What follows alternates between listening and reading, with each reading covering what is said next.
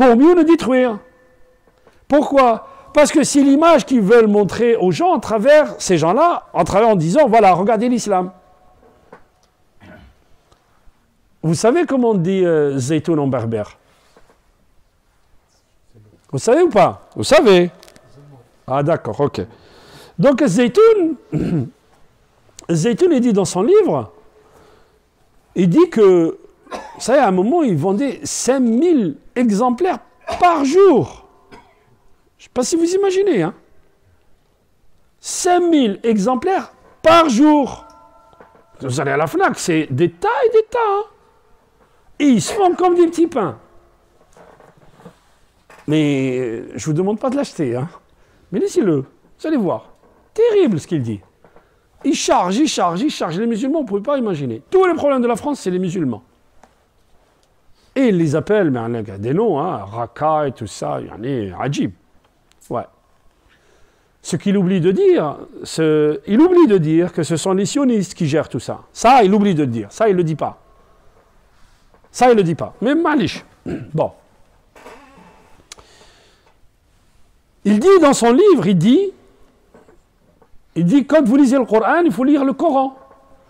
Quand vous lisez le Coran, qui c'est qui a raison? C'est Daesh qui a raison. Parce qu'eux, ils ont compris le Coran. Daesh, ils appellent à la guerre. Et le Coran, il appelle à la guerre. Le Coran, il appelle à tuer. Autrement dit, quand nous, on fait des cours comme ça, on explique les versets, ce qu'il y a derrière, la portée des versets coraniques, hein, nous, on est des traîtres, on n'a rien compris. C'est lui qui a compris. Il dit, il y a deux Corans, hein, il y a le Coran mécois et le Coran médinois. Donc, vous voyez bien qu'il n'a rien compris.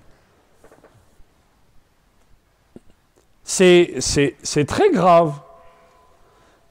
Et ce gars-là, il a accès à tout. Ce gars-là, il a accès à tous les médias. C'est très grave ce qui se passe. Il a accès à tous les médias. Il y a autre chose.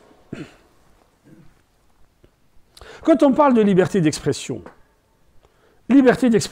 bien sûr, est-ce que vous pensez un moment que la liberté d'expression en France, elle va s'abolir? Jamais de la vie. Mais la liberté d'expression, elle n'est pas sur deux poids, deux mesures. Donc, est-ce que vous pensez que demain, on va arrêter, on ne va plus parler des musulmans, qu'on ne va plus les stigmatiser, on ne va plus leur marcher dessus? Si. Ça ne finira pas. Mais liberté d'expression, si tu veux porter, ou si tu veux amener les journalistes à faire leur boulot, eh ben, défends Assange. Quand on nous demande aujourd'hui de manifester, qu'est-ce que vous pensez? Il faut manifester. Mais on manifeste à côté de qui? À côté de Merkel? À côté de Cameron? À côté de François Hollande? Pourquoi nous, quand on voulait manifester cet été, on nous a dit non, il ne faut pas manifester? C'est interdit. Pourquoi? C'est des mouches, les 2600 qui sont morts là-bas? C'est des mouches? Non, ce n'est pas des mouches. Bien sûr, on est tué on est atteint par l'émotion aujourd'hui, parce que ça se passe chez nous. Ça se passe ici. On est atteint par l'émotion. Mais vous savez, combien de morts il y a en Syrie par jour? Combien de morts il y a eu au Mali? Combien de morts il y a eu en Irak? Combien? Quand les Américains disent « nous allons instaurer la démocratie en Irak » et ça inflige des milliers de morts, les gens sont déchirés. C'est qui ces gens? Mais ce qui est intéressant, et c'est ça qui est... c'est l'ignorance, bien sûr. On joue sur notre ignorance. Je discutais tout à l'heure avec les frères. Quand on dit... parce que sur Internet, vous allez sur Internet, on dit « celui qui insulte le prophète, il faut le tuer ».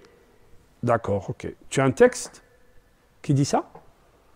Est-ce que dans le Coran ou la Sunna, quelqu'un dit que quand on parle du prophète, on l'insulte, il faut le tuer? Tu as un texte? Si tu as un texte, montre-le nous.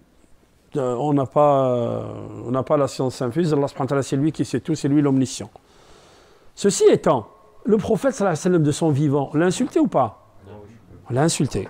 D'accord. Tu dis ça, c'est dans l'islam, regardez ce que dit Cheikh al-Islam Ibn Taymiyyah, Sarim al-Masnoul, ala Shatim al-Rasoul. D'accord. Ibn Taymiyyah, il parle contre l'État musulman est là.